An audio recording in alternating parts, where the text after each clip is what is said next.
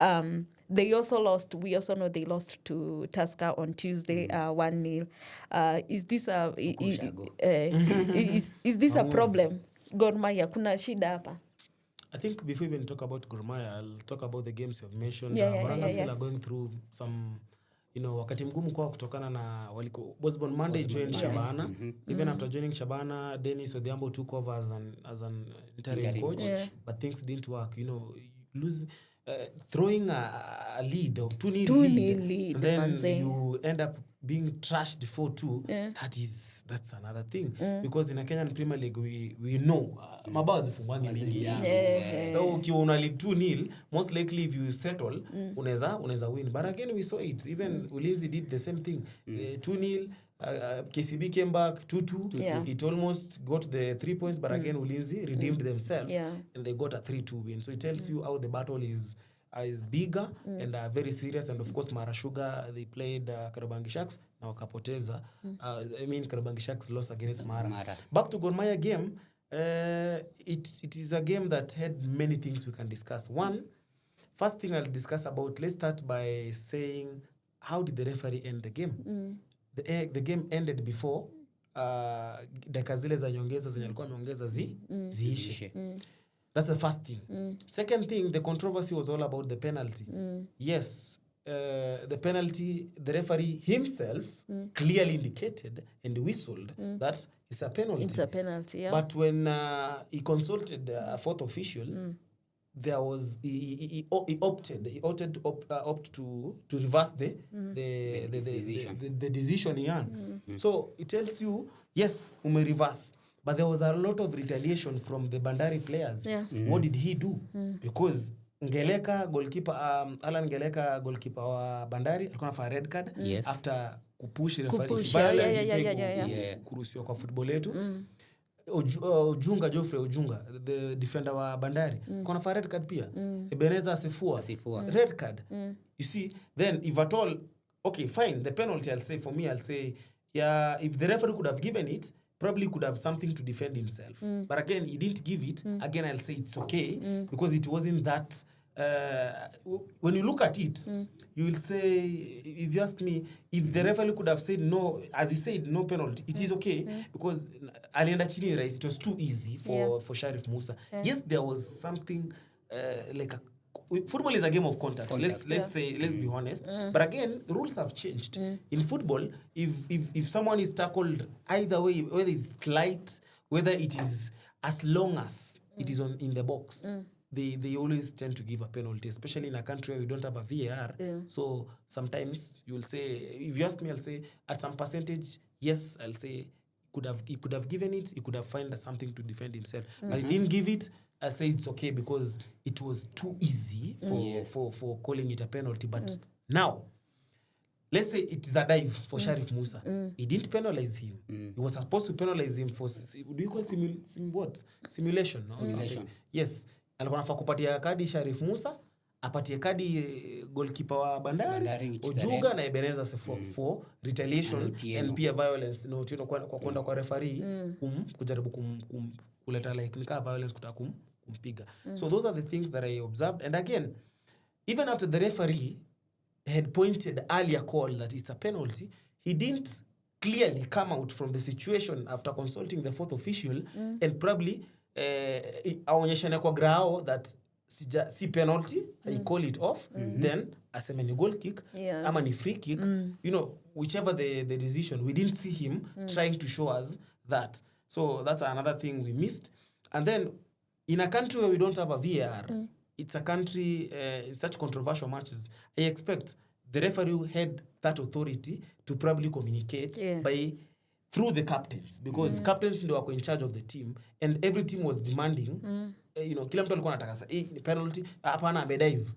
Ita captain mwambie, you know what, nimeconsult fourth official, nilikuwa nimecall sio penalty, and that is it, and that is my final decision that no penalty after consulting. So angeambia nani? Captains they communicate to their players, and then akuja tuonyeshe I have cancelled the penalty. We didn't see that. So that was the controversy thing. But I feel maybe probably venye Ian tuko tumeongea naye behind the scene akanambia we need to upgrade we need to up our game in terms of officiating kidogo so that we avoid such controversy, especially when we are in a country that we don't have a VAR.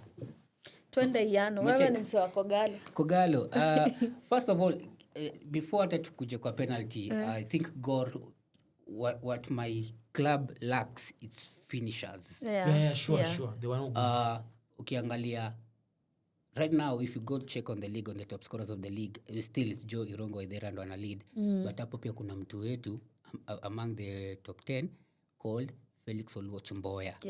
Mboya, I think as Galo fans leo mkiomba kila siku muombe Mboya apone. Mboya is a little striker, a proper finisher, a proper 9-goal poacher. First half kuna a couple of good crosses that come from Polo Choga. No one alikuwa pale kutap in. You just need a tap in. Simple. Then kuna ingine toka left wing, I think ni Brighton Onyona alipiga ama ni Adwakus, I don't know. Beneza alikuwa kichapa juu. Kuna ya Choga sasa apile nyalete Beneza kama aibouncisha through the volley ikaenda nje. Second half the same case, na pia kuna upatia Sharif kwa selfish, kuna pata alikuwa peane ball haraka, alikuwa nda kushoot. So shoot ikaendea nani. But also referee mwenyewe kuna second half was supposed to get a free kick before the penalty, akapiga akasema play on. Kuna time tulikuwa tupate goal, si nini pate goal kick Bandari akawapea kona, akatupea si kona ingine kwa tupate kona akawapea goal kick. So I think referee hata venye alikuja akasukuma na kipa wa Bandari and Bandari players alitense na kaenda ku consult. Unaweza kuta maybe photo official mwambie kitu kingine tofauti yakaona maybe a change because it's decision. And then alikuwa karibu na hao because mimi nilikuwa nimekaa on the VIP stand, alikuwa naona hiyo post iko hapo and everything, na una refa na una player ndo nikaona there were two tackles. Ya kwanza kwa line, a tackle on the line but is still the penalty. Ya pili yenye watu after going also on Azam, na hiyo Azam na market lazima burudani kwa wote. Kwa kazi nzuri itaambia MD kuongezea kitu. So ya kwanza nikaona there was a tackle, and then when he was going down aliguzwa na Onyango, kulikuwa na another tackle. So him, yes hatuna VR but tusha make decision, na alikuwa karibu na wao, alikuwa afuata because ilikuwa on the wing akiingia ndani na referee pia alikuwa nyuma yao na akapuliza kipenga akapoint wapi penalty. Kuona watu wa Bandari wamejaa ngori kama Mbapu destroyer, akaogopa, aliona wamejaa ngori. So hiyo pia officiating ni kitu tunafaa to improve.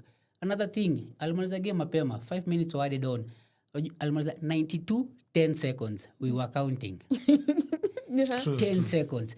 So alipiga mimi venye blow the whistle, nilijua maybe kuna player go down because kuna time wase kwa cheza anapuliza whistle, Bandari players were down, keeper was down, you know, and everything. But in all, Gor needs to improve our finishing. I think that is the third game without scoring a goal.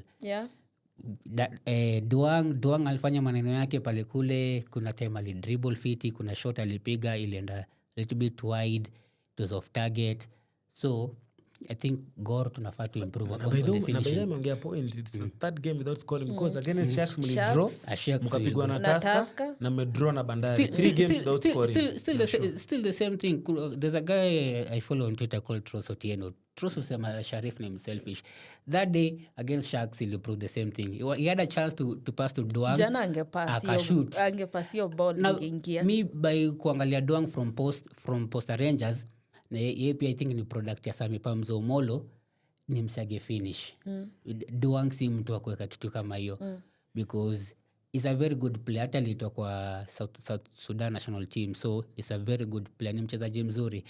So we need to work on our finishing. Probably coach pia anaanza consider our lawyer.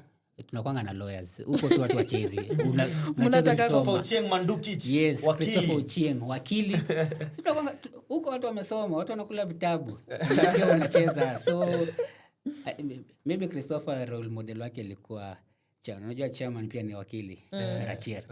So maybe I consider Christopher Jupia. I mean Christopher I think on one situation in the previous seasons amekuwa kifungo. Yeah. Okay.